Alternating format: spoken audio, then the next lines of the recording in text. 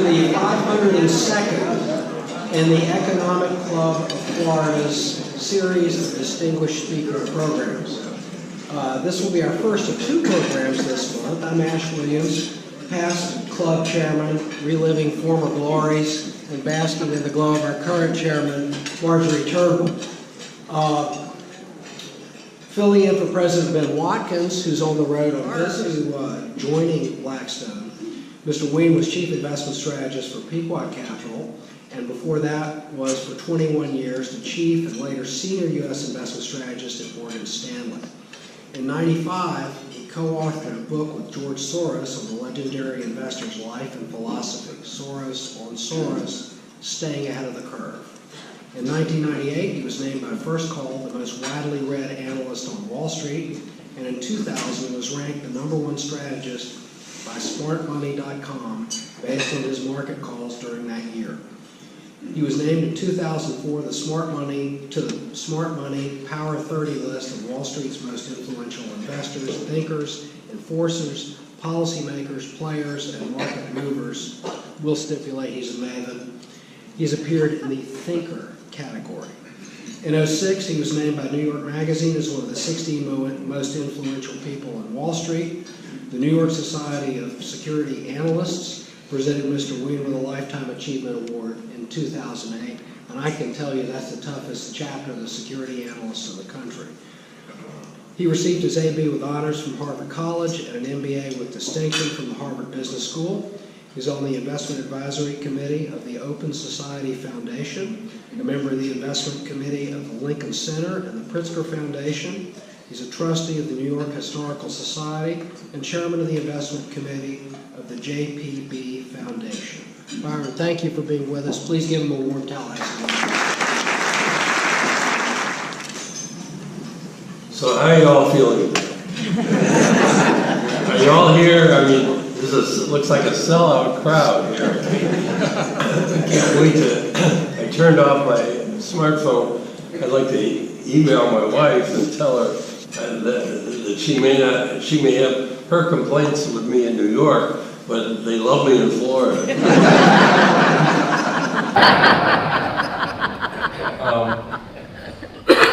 So how many of you think the market which has gone through a little period of turbulence here, how many of you think the market will be higher at the end of the year than it was at the beginning of the year? Is this a bear table here? You're all coughing. How many think we're going to have a recession sometime in the next 2 years? More hands. But again, relatively few. Yeah.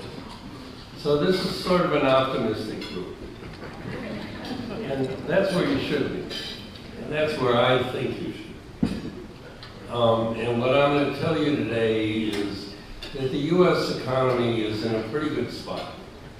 The correction that we had over the last 2 weeks was a correction. It was long overdue. Those of you who read the financial press every day know that all last year, every day last year, people were saying we're long overdue for a correction. We didn't even have a 5% correction during 2017. And so all of a sudden we had a 10% correction in the matter of 10 days. So everybody is worried that that's the beginning of a bear market, and it isn't. It is the long overdue correction in an ongoing bull market. And the reason that it's an ongoing bull market is that the economy is doing better than it's done in the last 8 years. And Donald Trump will take full credit for that. Maybe more. And he's partly due to it. I'm sure there are supporters and non-supporters of Trump, but one of the things that he did do is he changed overnight the mood in Washington. If Hillary had been elected, I think the mood would have been higher taxes and more regulation. And he was elected on really on 3 principles only. There was going to be less regulation, lower taxes, and money spent on infrastructure. And he has delivered on the regulation point pretty much right at the beginning. You know, he said, if you're going to add a regulation, you've got to take 2 off. And that pretty much took place from the time he took office. He went into the Oval Office in January. On the tax plan, he didn't get that through until the end of the year. So some of the growth that we experienced last year, we experienced because the economy, the inherent momentum of the economy, built up during the Obama years, carried through. You know, we had 3% growth in the second quarter, and then the third quarter, with the hurricanes, everybody thought that was going to be a bad quarter, but that was 3% too. And then in the fourth quarter, it was 2.6, but it'll probably go back to 3% in the first quarter.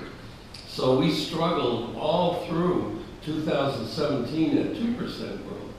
And now Trump delivered 3% growth. I was in Florida last week when he made the State of the Union address. I thought he was going to get up there and say, he's been the best president since Abraham Lincoln. He didn't go that far in a characteristic display of self-restraint. But he is clearly very proud of what he did. So I think we're in a good spot, but I do think that some warning signals are brewing, and I'm going to give them to you so you can follow them day by day. And when we get into trouble, you'll know about it ahead of time. And these are warning signals that I've used during a career that, I don't like to say it, but it spans 50 years on Wall Street. So let's take a look at the first slide. These are the 10 surprises of last year. When I first got to Wall Street, I know you can't read them. Don't worry if you can't see them. Oh, I see we only have one screen. There's no chance you're going to see it. That's okay. Don't worry about it. I'm going to describe every slide.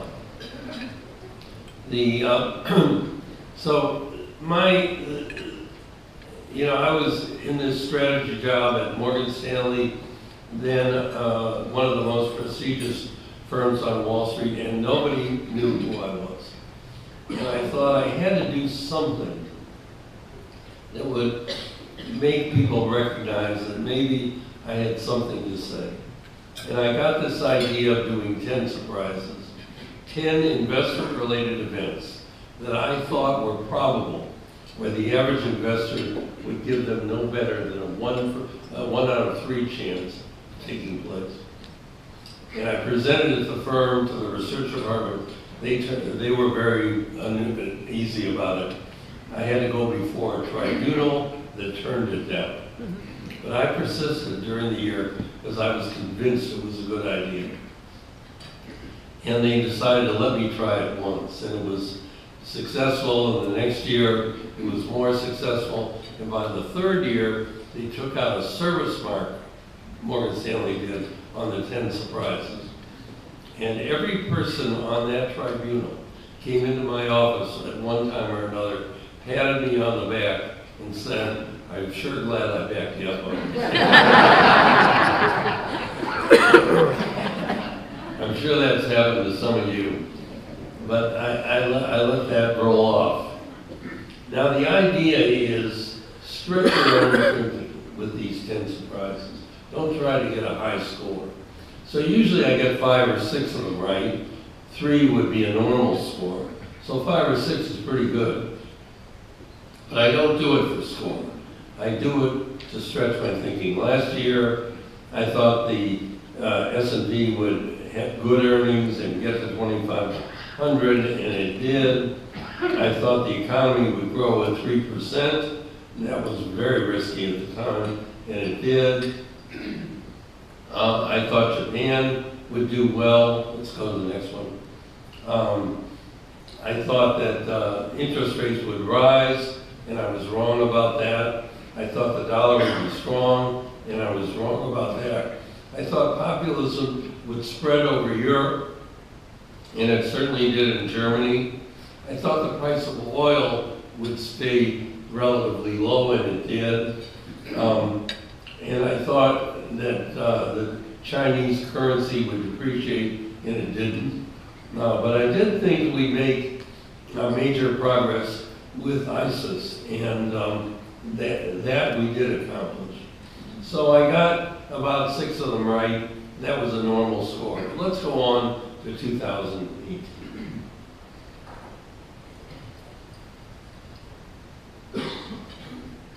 Now, we're all very complacent, and we assume that tomorrow is going to be sort of like today. But one thing that could upset all of that is if we got into a nuclear war with North Korea. There's only one country that could prevent that, and that's China. China accounts for 90% of the imported oil and food that goes into North Korea, the part they don't produce themselves. China has within its power to withdraw those shipments, and if they did, they would bring North Korea to its knees. So China holds the key to North Korea suspending its nuclear program.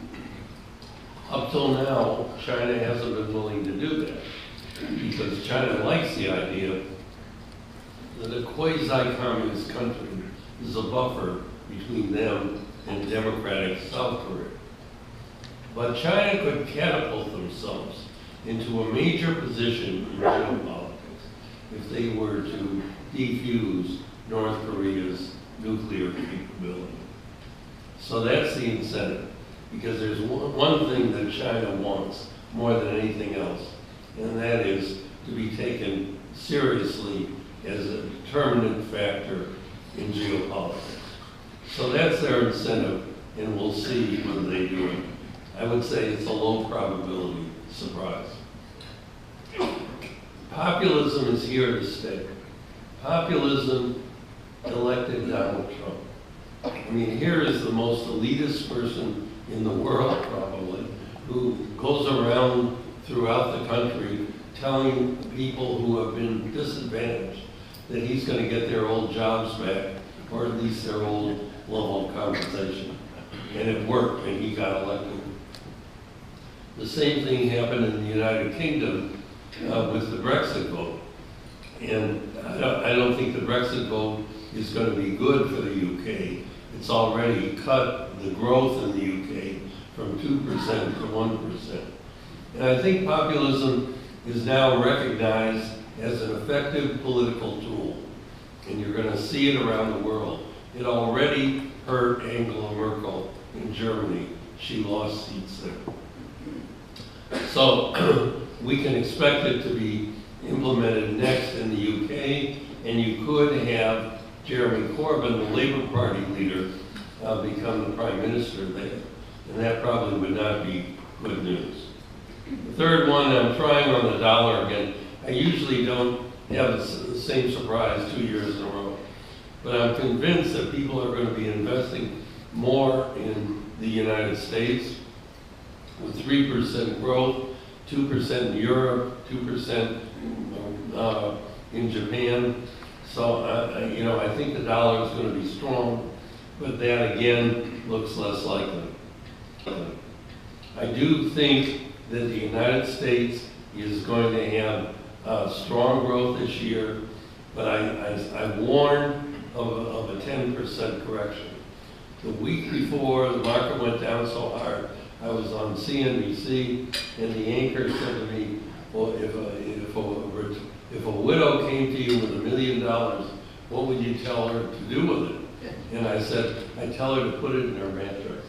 Well, the anchor didn't want that answer. They're not in the business of putting it. They don't, no mattress companies advertise on CNBC.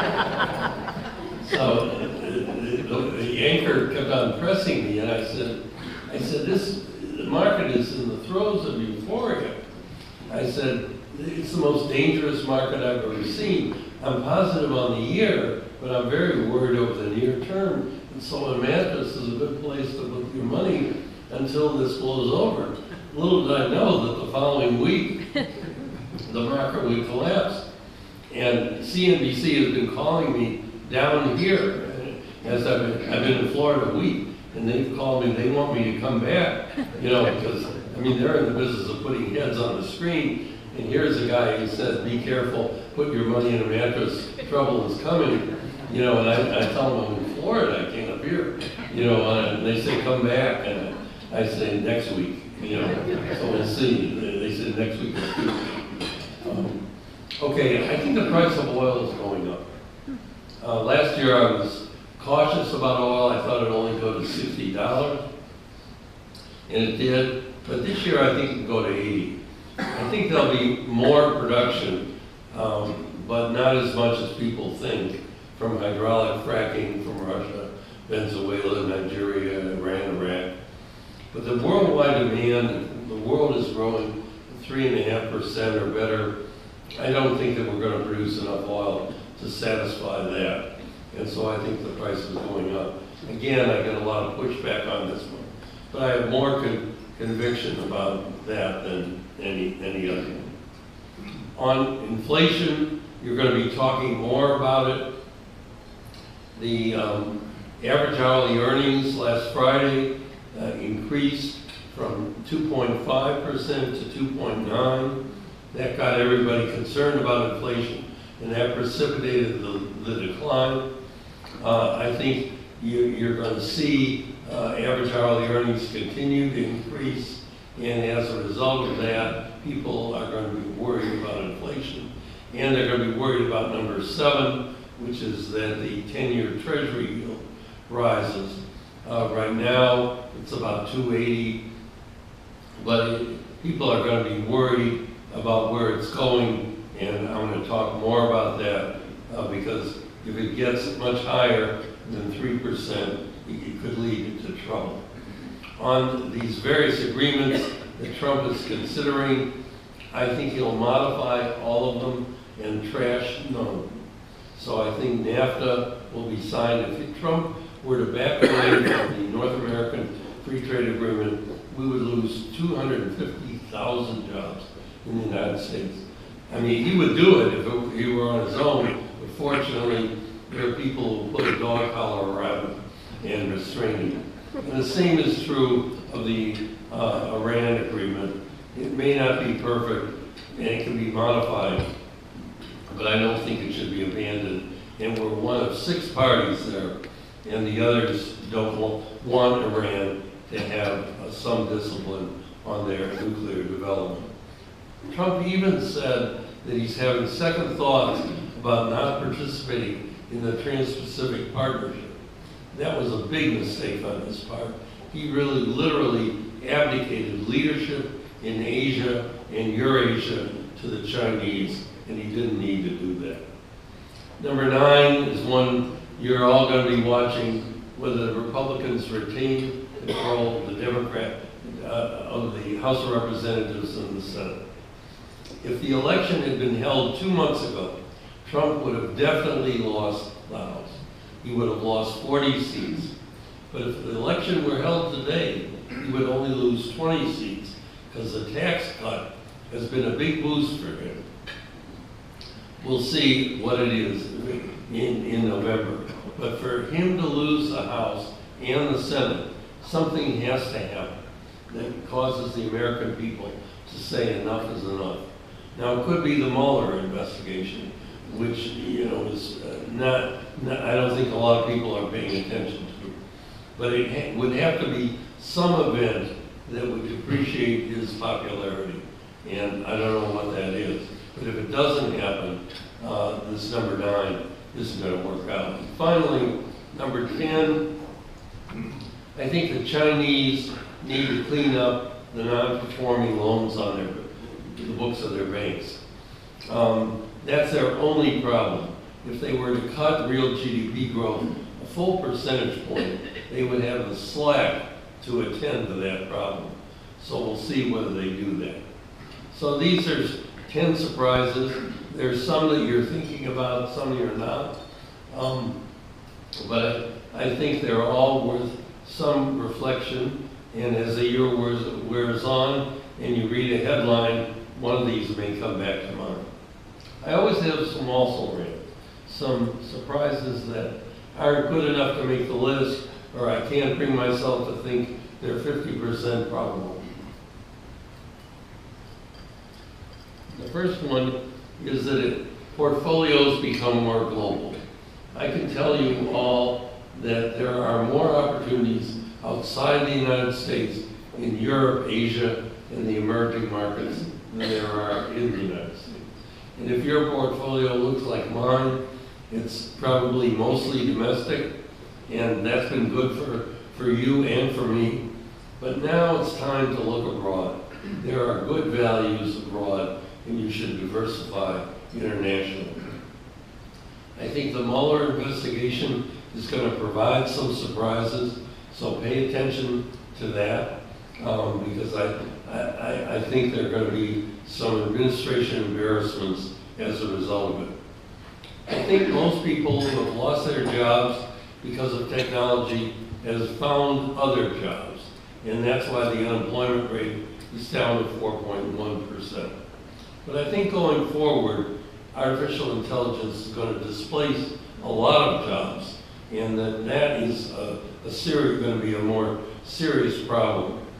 And so I think the unemployment rate is probably not carefully calculated, because it was developed, the way to do it was developed during a time when manufacturing was more important. And now with services, the dominant part of the U.S. economy, I'm not sure we pick up unemployment properly. In any case, I think it's going to rise. And I think cyber attacks are going to become more prevalent. I think you should diversify where you keep your cash, because I think a major money center bank could be forced to close for a couple of days while it sorts out a hacking problem. Financial institutions say they're protected, but I'm not convinced. I think the hackers are smarter than the protectors. Regulatory authorities in Europe and the United States are already worried that Amazon, Google, and Facebook have too much economic power, too much social power, and they're going to investigate it. But they did the same thing with IBM and Microsoft, and it came to nothing. And finally, I think the risks in Bitcoin are so great that they're going to attract regulatory attention to. I don't know if any of you own Bitcoin, but I would advise you not to. I'm not saying that the blockchain technology is bad, but there could be 100 Bitcoins, and I'm not convinced that any of them are going to survive. In any case, if anything goes wrong with Bitcoin, you don't have any recourse. You know, it's some computer is who you call, and it doesn't have a phone number. So you'd be in trouble. Okay, let's go on to the next page. This is my radical asset allocation, and you can compare it to how you're investing. And my guess is your portfolio doesn't look anything like this. And don't feel bad about that. I've gone around the world talking to sovereign wealth funds and major institutions, and their portfolio doesn't look anything like it. Why? Because it's a radical asset allocation. It doesn't own conventional bonds. No treasuries, no British gilts, no German bunds. It is basically an all equity portfolio, because I think the bull market in bonds that began in 1982 is over. That doesn't mean you shouldn't own municipals, but it does mean if you're going to own bonds, you should own mortgages, leveraged loans, mezzanine financing, emerging market debt. Those are the only places you get paid for the risk. Treasuries are probably going down in value. So are British gilts, and German bunds are already negative. So my feeling is you should have an equity-oriented portfolio, even if you're an individual at retirement age. And so it's constructed this way: 45% long only, 5% global multinationals, 10% in US long only, 10% in Europe, 10% in emerging markets, 10% in Japan. Then 30% in alternatives, 10% in hedge funds, 10% in private equity, 10% in real estate. Nothing in gold, 5% in natural resources, and then 15% in non-conventional high-yield fixed income like mortgages, high-yield bonds, and 5% in cash. And for those of you who are managing your own account, I am favorable toward municipal bonds. I do think they have a place in individual portfolios, and I own them myself. So I know this portfolio doesn't look like yours, but maybe there's an idea or two that you want to pick up. Okay, let's go on. Now, why did I tell that lady to put the money in the mattress? This is a measure of investor sentiment. And investors have rarely, according to this gauge, had a reading of more than 76. Usually, when they're optimistic, it's in the low 70s. But it was close to 80 the week before, the day that I gave that interview on CNBC. And so that's why I said optimism is at an extreme point. The market is in a dangerous position. But it's still up there, so we may have more to come. But the best time to buy stocks is when everybody hates them. And that's when that blue line is low. And we're nowhere near that. So, I still think we're in optimistic and dangerous territory. I'm not convinced that we've completed the correction, so be wary. That doesn't mean if an individual stock gets to a point where you find it attractive, you don't nibble a little, but I still think we're not out of trouble yet. Let's go on. Now, one thing that I think we should all be aware of is the reason for our good fortune. That too few investors understand the role that central bank monetary policy has played in the performance of financial assets. In 2008, the combined balance sheets of the Federal Reserve, the Bank of England, the European Central Bank, and the Bank of Japan were $3 trillion. Today, they're $14 trillion. That $11 trillion basically went into financial assets. 75% of it, according to my calculations, went into keeping interest rates low and inflating price-earnings ratios. So your good fortune was a result of central bank monetary policy. But all that is changing now. We know the Federal Reserve is going to tighten. Estimates are 2 or 3 times. I think as many as 4 times. The European Central Bank is talking about tapering. So we're shifting from a global expansionist monetary policy to a more conservative and restrictive one. And that's probably not good for equities. And that probably means not necessarily that returns will be negative, but that they'll be lower than they have been in the past. Let's go on. To show you how this has worked in the United States, the balance sheet of the Federal Reserve has gone from $1 trillion to $4.23 trillion in December. And if you look at the performance of the S&P 500, that's a light blue line, it's pretty much tracked the expansion of the balance sheet. So watch what the Federal Reserve does. If they become tighter, then the stock market is going to have difficulty. Going on to the U.S. economy, the economy has been basically growing at 3% in the entire post-war period. But since the recession of 2008-9, it's only grown at 2 until Trump came in. And now it's growing at 3. The question is it sustainable at 3? And I'm not sure. I think it's going to grow at 3 this year. It grew at 3 most of last year. But I think that somewhere between 2 and 3 is the right number. But for a mature economy like the United States, that's still pretty good. That still can produce 150 to 200,000 jobs, and that's enough for the new people entering the workforce. So I think the U.S. is basically in good shape, but it may be a little ahead of itself right now. Part of the slow growth that we had during the last 8 years was the result of Federal Reserve policy.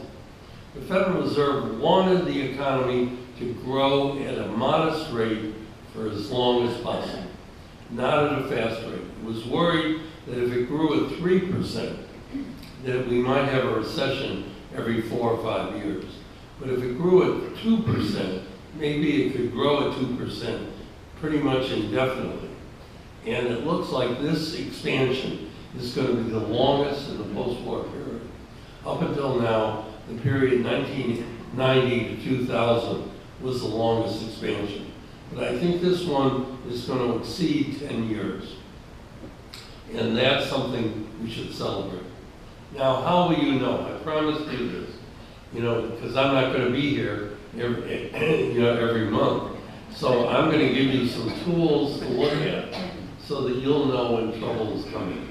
The first one is the leading indicators. They're reported in the paper, whatever you read, pretty regularly. When leading indicators peak, and that's usually because earnings are rolling over, when leading indicators peak, you usually have a year or 2 before the next recession, and they haven't peaked yet. And if you look at the right-hand panel here, what you can see is the economy is still in very good shape. Stock market may be nervous, but the economy is still expanding. If you look at this page, we have average hourly earnings. Here's another number to watch for. As I said, average hourly earnings increased from 2.5% to 2.9%. That got everybody concerned about inflation. But right now, average hourly earnings are increasing at a rate well below the danger point. What is the danger point? 4%. Every month, when the unemployment report is made, they report average hourly earnings. And when you see a number getting close to 4%, that's when trouble is coming. Now, even then, you usually get a couple of months or maybe even as much as a year of warning. But when you see average hourly earnings at 4%, beware, the markets are going to get into difficulty. Let's go on. Also, an inversion in the yield curve is a problem. That's when short rates get above long rates.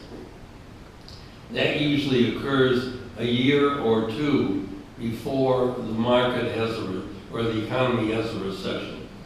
So watch short rates versus long rates. When short rates exceed long rates, that's another warning signal that trouble is ahead. And right now, the short rates are about 1.5, long rates are about 280, and so we're at least a year away, and I think 2 years away from the next recession. Labor is doing better, though, and with the tax cut, they're going to do a lot better, and that's going to help the economy. Now, here are some of the things that I'm worried about that you don't read about in the press all the time. China is gaining on us. They are already filing more patents than we are. Now, maybe the quality of those patents is not as good as the ones that we're filing, but China is making a major push behind innovation. They are already a low-cost producer of quality goods. If they become an innovator, they're going to steal one of our competitive advantages from us, because most of the major world-changing inventions have been because of American innovation, going back to the steam engine, the airplane, the internet, the smartphone. And you can see that in e-commerce, China is already ahead of us. China is already having more e-commerce sales than we are. Now maybe that's because they have a rudimentary retail system, but whatever it is, they've made more progress in e-commerce than we have. This is the page that I'm really worried about. By next year, China is going to be spending more money on research and development than we are. Now maybe the quality of that research and development doesn't match ours, but they're spending more money. The government is behind research and development in information technology, and biotechnology, medical research. And we're withdrawing, we're reducing the budget of the National Institute of Health. We can't do that. We've got to take a more long-term attitude toward research, because if we lose our research leadership, we're going to lose our economic advantage. So if you want to leave here worried about something, worry about this. And if you talk to your Congress people, talk to them about this. We have to be stronger supporters of research. Here's an example. In 2012, of the 5 fastest supercomputers, we had 3 of them. Japan had 1 and Germany had 1. Today, China has 2, we have 2, and Switzerland has 1. China has made a lot of progress in information technology, and they just cloned a monkey. I mean, they're making progress in biotechnology. They're the team to beat, and so far I think we're beating, but we're losing ground. People are finding jobs in spite of technology. This one is interesting because it's bank tellers. When automatic teller machines came into prominence, bank tellers lost their jobs, but somehow they found other work. If you look at e-commerce, a lot of people working in brick and mortar retail stores lost their jobs. That's the yellow line. But the jobs that were created in e-commerce more than made up for it. So that's why the unemployment rate is low. In terms of people that we used to call bookkeepers, they've lost their jobs, but they found jobs as accountants, auditors, and financial managers. So far, artificial intelligence has not hurt the workforce, but I'm worried going forward it will. Keep an eye on, when you make an investment, on the number of workers in relation to the enterprise value, the value of all the public securities and private securities issued by the company. I think that it's good to invest in companies with a ratio of market value to employees that's high. That's a company like Facebook. I would avoid companies with lots of employees in relation to the market value. It's just something, it's a way of looking at companies that most people don't share. Now, looking at the market itself, I think earnings this year will be better than 10%, and that's good. And turning to the next page, I know there are a lot of numbers here, but what this is a dividend discount model. Again, another warning tool. If you know what the 10-year Treasury yield is, and you know what the S&P earnings are, I can tell you the point where bonds and stocks are equally attractive. Right now, I'm using $160 for S&P earnings. The 10-year Treasury is around 280, so the market should be around 3,000. So it's, it's 400 points below that, so it's attractive right now. But if the 10-year yield goes to 3%, the market is fairly valued. And if it goes above 3%, it would be overvalued. So interest rates matter. Watch what the bond market does, because it'll influence how your equities do. In terms of inflation, at these levels of inflation, the market usually sells at 17 or 18 times, and on forward earnings, it's selling at that level. So I would describe the market as fairly priced. Most people are worried, though, because the market is over 20 times earnings, and at previous points in time, when it's been over 20 times earnings, interest rates have been 4% or more, and as I said, they're around 280. So I don't think the market is overpriced. I think it's fairly priced. I think if you're patient, and I'm right, and the market and the S&P earns 160 this year and 170 or more next year, the market can continue to do well all of this year, notwithstanding the correction we may be in and next year. So I would be a holder through this corrective period. Don't try to trade it. On inequality, something we all hear a lot about.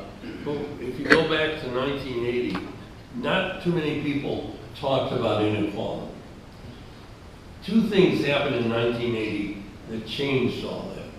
The first was the Japanese began to sell automobiles and consumer electronics in world markets, and the age of globalization began.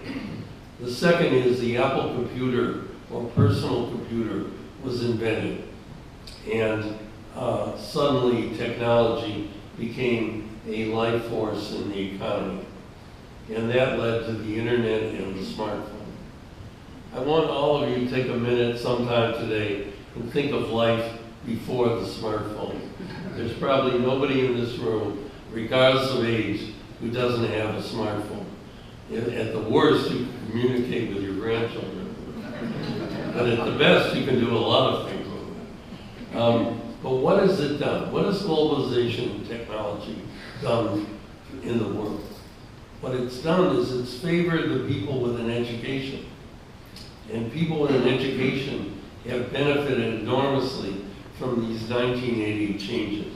As a result, the top 1% now have 20%.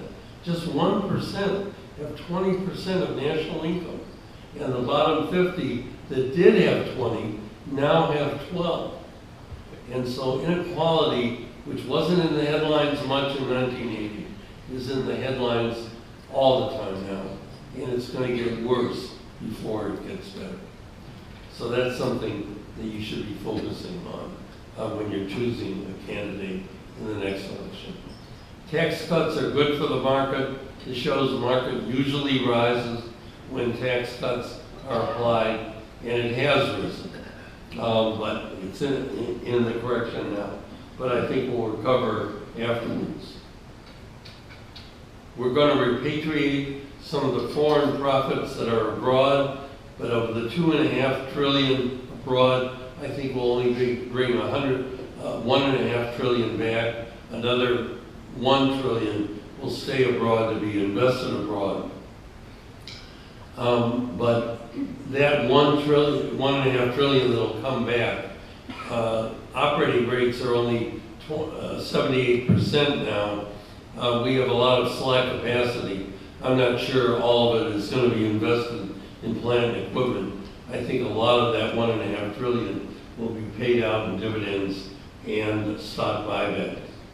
In terms of the budget deficit, I don't think the Trump plan is revenue neutral. I think it'll add at least $100 billion annually to the deficit, and the deficit will creep its way up to $1 trillion on a 20 trillion economy, or 5%. We can handle it, but it's going to put upward pressure on interest rates. And that's why I think the bond bull market is over. Going on, the dollar is related to the Trump approval rating as it was to the Obama and Bush approval rating. And when the president has a low approval rating, as Trump does, it's been bad news for the currency. Let's see if that holds throughout the year. Looking at the whole world, China and India are growing at 6 or 7. The world, as a result, is growing above 3. The U.S. 2.5. But we are in a worldwide synchronized growth, and that's good for everybody. And that's part of the reason why business in the U.S. is as good as it is. Almost every parameter you look at for Europe is favorable, and the same thing is true of Asia. So there's good news on the economies almost everywhere you look. and that's very rare in the world economic experience. And moreover, while growth in the U.S. is better than 10%, it's over 20% in Europe, Asia, in the Far East, and it's over 20% in the emerging markets. So that's why I'm encouraging you to diversify your portfolios internationally. Multiples in the overseas markets are lower than they are in the U.S., so you get more growth at a lower multiple. And there's plenty of momentum abroad as well. And that's true of the emerging markets as well as the developed markets. And finally, on Japan, I think it's going to be growing at 2%, and inflation is back. And I know it has serious long-term demographic problems, but my belief is it's got at least another year ahead of us. It was one of my best picks last year. It's it has a low payout ratio and a reasonable multiple, and that's part of the opportunity. Okay, that's what I wanted to say about markets, and now I'm going to share with you some things I've learned over the last 50 years in this business. Some of these will resonate with you, and some of them you'll think are a waste of time. I'm prepared for that. But some you may want to share with other relatives and children and grandchildren. So the first one is, it's a big idea that always makes a difference. So, most people think incrementally, and I think that's a mistake. I'm always looking for the big idea, and it served me well in the past. And when I've had a new job, I've never done it the way my predecessor has done it. I've always tried to figure it out for myself, get approval from my supervisor, and then put my own mark up right away. Why do I do that? If I'm doing it my way, I'm going to like it more. I'm probably going to do it better, and I'm probably going to enjoy. I'm probably going to be recognized for more significant accomplishments. So put your own mark on whatever new task you take on right away. Network intensely. I don't care where you are in life, your network is important. And you keep in touch with your network through the internet. Send articles to people where you've been impressed. If you read a book that you want to share with others, tell other people to read the book too, or send them the book. Organize discussion groups, but keep your network alive. The key phrase is nurture your network. You can't just put somebody's business card in your Rolodex and assume that person is a part of your network. You've got to keep your network vital. When you meet somebody new, treat that person as a friend. I wasted 40 years of my life waiting for people to prove they could be trusted. Now I trust people like they're my college roommate right from the start. I've been burned a few times, a couple of times seriously, but my sphere of influence has increased enormously. So trust everybody from the start. It'll enrich your life. Read all the time. You've always got to be learning in this business, and you never can coast. I've given talks at universities around the country, and one of the talks I gave was at the University of Texas at Austin. Anybody go there? Well, let me tell you, I gave a talk there and I got to read all the time. And a kid raised his hand and said, well, when do you find time to do all that reading? And I said, well, I'll be honest with you. I never watch a baseball, football, basketball, or hockey game on television. And the audience booed me. In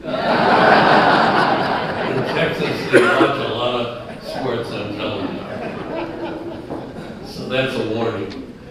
But anyway, I do believe that you should be reading all the time. Get enough sleep. All these lists always have diet and exercise. Those are important. But most people don't get enough sleep. They think 6 hours is enough. It isn't. You all need 7. Don't be afraid to get 8. Sneak in 9 on the weekends. Listen to this. Sleep is the fuel of performance. I don't care if you're working or retired. You get an extra hour of sleep every night, you'll be a better person. You'll enjoy life more. Evolve. Don't try to do the same thing through your whole career. Try to do different jobs. I started out in corporate life. I was a security analyst, portfolio manager, sector strategist, U.S. strategist, global strategist on the south side. Every time I regenerated myself. Every new assignment was a way to get more excited about my work. Travel extensively. Try to get everywhere in the world you can. Visit the churches and museums, but try to meet as many people in these developing countries as you can. It'll increase your understanding. When you meet somebody new or you're interviewing someone for a job, ask them about growing up. Because I think there's something that happens to everyone before they're 17 that gives you an indication of their risk profile, how risk-prone or risk-averse they're likely to be.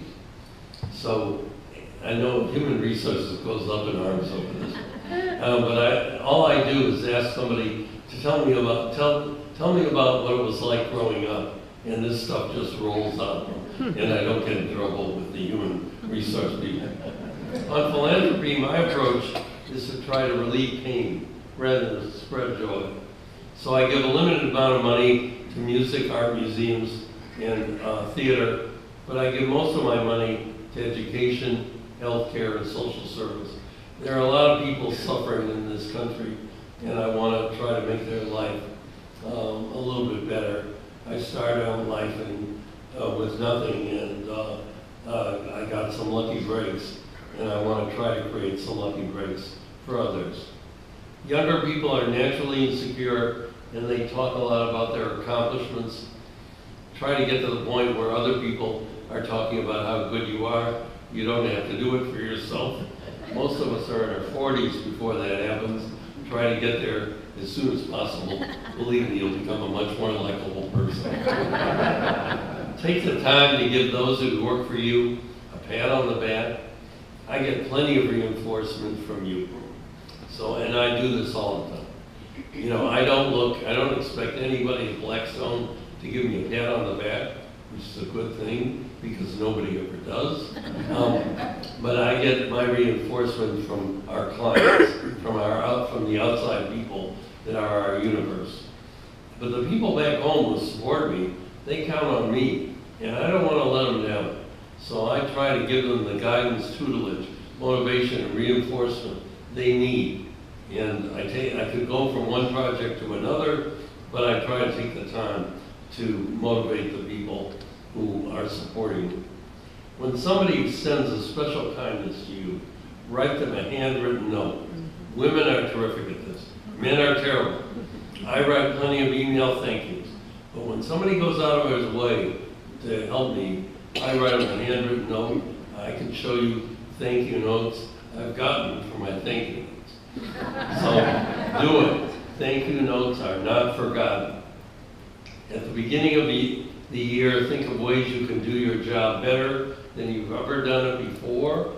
Write them down. Look at them during the year. Write yourself a self-evaluation. Every employee at Blackstone does this, and I think it really pays off for us. The hard way is always the right way. Never take shortcuts.